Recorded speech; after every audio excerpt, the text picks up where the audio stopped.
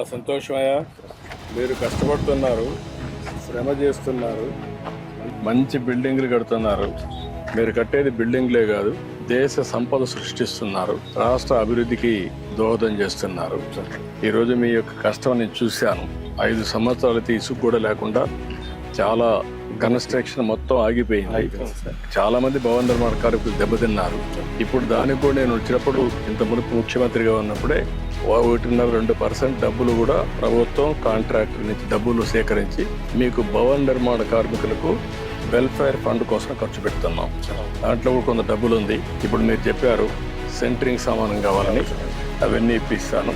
అదే మనం గేదెలు పట్టుకుంటా ఉన్నారు, అది కూడా వర్కౌట్ చేద్దాం. ఇవేం చేయాలో చేద్దారని చెప్తాను. ఈ విషయాలు ఈ విషయం కూడా మాట్లాడి నేను కలెక్టర్కి ఆదేశాలు ఇస్తాను, చెప్పి చేయిస్తాను. ఇల్లు కట్టిస్తాను, ఇంటి జాగా ఇప్పించి ఇల్లు జాగా కూడా ఇమ్మంటాను, ఇచ్చి అన్నీ చేస్తాను. రండి,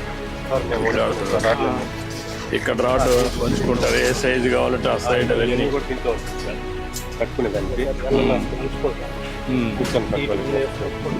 అవన్నీ 20-24 ఇస్తాను. ఇంకా లావురాడు కూడా తింటున్నాం. చాలా సంతోషమా. ఈరోజు మొట్టమొదటిసారిగా మీ యొక్క కన్స్ట్రక్షన్ అంతా కూడా భవన నిర్మాణం డీటెయిల్స్కి వెళ్ళాను సార్.